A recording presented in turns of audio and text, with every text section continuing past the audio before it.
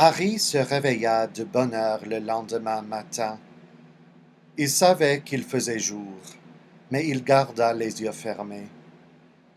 Dans un demi-sommeil, il se demanda s'il n'avait pas rêvé, si le géant nommé Hagrid existait bien, s'il n'allait pas se retrouver dans son placard lorsqu'il ouvrirait les yeux.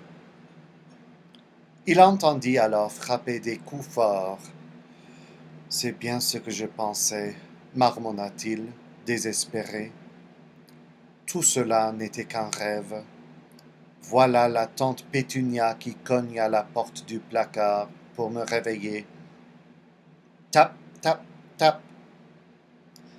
Résigné, il ouvrit les yeux et se redressa. Le gros manteau de Hagrid glissa de ses épaules et il vit l'intérieur de la cabane illuminé de soleil. La tempête avait cessé. Hagrid dormait toujours sur le canapé écrasé, et Harry aperçut un hibou qui tapait d'une patte au carreau de la fenêtre, un journal dans le bec. Harry se leva en hâte. Il éprouvait une telle sensation de bonheur qu'il avait l'impression de sentir son corps flotter comme un ballon.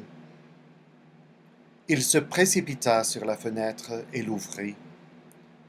Le hibou entra aussitôt et laissa tomber le journal sur Hagrid qui ne se réveilla pas pour autant. Le hibou se posa alors sur le manteau du géant et l'attaqua à coups de bec. Harry essaya de le chasser, mais l'oiseau le menaça avec des claquements de bec féroces et continua de s'en prendre au manteau. « Hagrid !» s'écria Harry. « Il y a un hibou !»« Paie-le !» grommela Hagrid sans bouger de son canapé. « Quoi ? Il veut qu'on le paie pour le journal. Regarde dans les poches. » Le manteau du géant semblait être constitué uniquement de poches.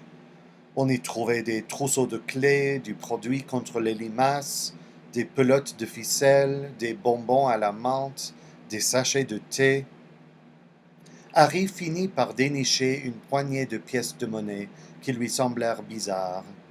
« Donne-lui 5 noises, » dit Hagrid d'une voix ensommeillée. « Noises ?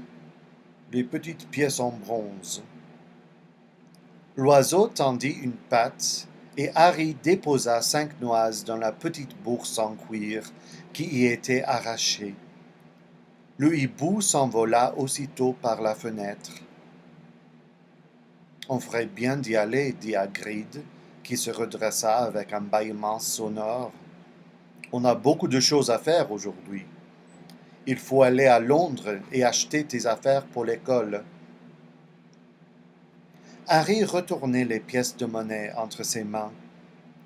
Il avait l'air soudain préoccupé, comme si le bonheur qu'il avait ressenti venait de crever comme un ballon. « Hagrid ?» ?»«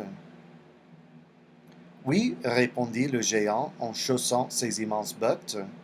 « Comment va-t-on faire pour acheter tout ça ?» demanda-t-il. « Je n'ai pas d'argent et l'oncle Vernon refuse de payer mes études de sorcier. »« Ne t'inquiète pas pour ça, » répondit Hagrid en se levant. « Tu crois donc que tes parents ne t'ont rien laissé ? » « Mais leur maison a été détruite. »